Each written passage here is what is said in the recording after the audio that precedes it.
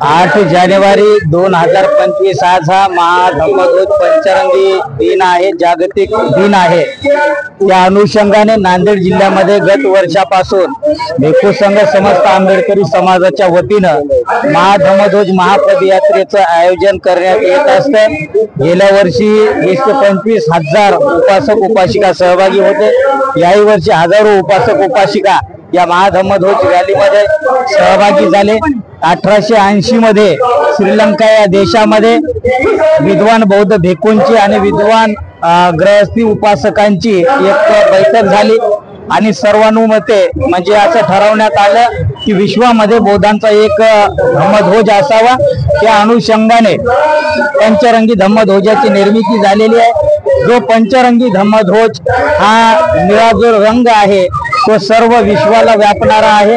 आकाशाचा निळा रंग आहे, सर्व आकाशा निळसर सर्व जगाला व्यापणारा आहे। आणि हा जो पिवळा रंग आहे तो शुद्धतेचं प्रतीक आहे। तांबडा जो रंग आहे तो शौर्य आणि धैर्याचं एक प्रतीक आहे। त्याच्यानंतर जो पांढरा रंग आहे हा शुद्धतेचं शांततेचं प्रतीक आहे आणि जो केशरी रंग आहे ते त्यागाचं प्रतीक आहे।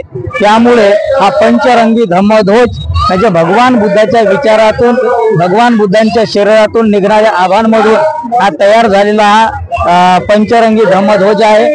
त्याच्यामुळं आपण या पंचरंगी धम्मध्वजाचा सन्मान केला पाहिजे आणि ज्याप्रमाणे भारतामध्ये तिरंगा ध्वज आपण आपल्या घरावर 26 जानेवारी असेल 15 ऑगस्ट असेल म्हणजे आपण तिरंगा ध्वजाचा सन्मान करत असतो, त्याचप्रमाणे बौद्धांनी सुद्धा दरवर्षी 8 जानेवारी रोजी आपल्या घरावर पंचरंगी धम्मध्वज लावून त्याचा सन्मान केला पाहिजे। आणि दरवर्षी आपण या महाधम्मध्वज महापदयात्रेमध्ये हजारोच्या संख्येने सहभागी झालं पाहिजे। जगाच्या पुढे भारताच्या पुढे या पंचरंगी धम्मध्वजाचा इतिहास आला पाहिजे। बौद्ध धम्माचा प्रचार आणि प्रसार झाला पाहिजे। या तथागत भगवान बुद्धाने या जगाला शांतता शिकवलेली आहे, मैत्रीची भावना शिकवलेली आहे, करुणा शिकवलेली आहे, शील सदाचाराची भावना शिकवलेली आहे। त्यामुळे शील सदाचाराची जी भावना आहे ती जगभर पसरली पाहिजे, मैत्री भावना जगभर पसरली पाहिजे। भगवान बुद्धाचे शुद्ध विचार हे जगापर्यंत पोहोचावेत अशी एक मंगल भावना या ठिकाणावर व्यक्त करतो। या धम्म रॅलीच्या पाठीमागे बौद्ध धम्माचा प्रचार आणि प्रसार व्हावा, समाज संघटित व्हावा हाच एकमेव उद्देश आहे। त्या अनुषंगाने या महाधम्मध्वज महापदयात्रेचं आयोजन केलेलं आहे। सर्वांचं मंगल हो। आज जागतिक पंचशील धम्मध्वज दिन महाराष्ट्रातच नव्हे तर समस्त भारतामध्ये पहिल्यांदा मागच्या वर्षीपासून आदरणीय भंते पय्याबुद्ध यांच्या मार्गदर्शनाखाली धम्म पदयात्रा धम्म पंचशील ध्वज पदयात्रा खुरगाव या श्रामनेर केंद्रापासून निघून डॉक्टर बाबासाहेब आंबेडकरांच्या पुतळ्याजवळ येऊन विसर्जित होत असते।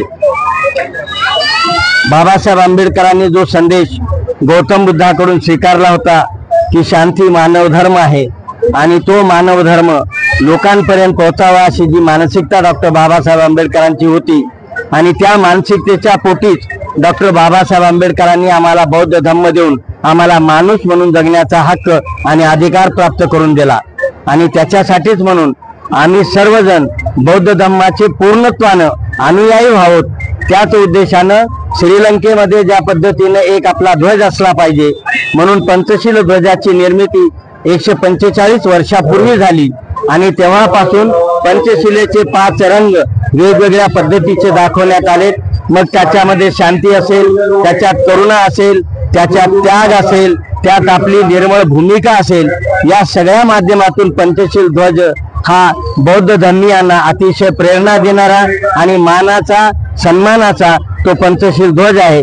तो सर्वांनी अंगीकारावा आणि माझी समस्त बौद्ध धर्मीयांना नम्रतेचं आव्हान आहे की पुढच्या वर्षीपासून 8 जानेवारीला प्रत्येकानं आपल्या घरी पंचशील धम्मध्वजाचं ध्वजारोहण करून पंचशील ध्वजाचा सन्मान वाढवावा, बौद्ध धम्माचा सन्मान वाढवावा आणि डॉक्टर बाबासाहेब आंबेडकरांना अभिप्रेत असलेला बौद्ध धम्म त्यांच्या मार्गाने नेण्याचा आपण प्रयत्न करावा।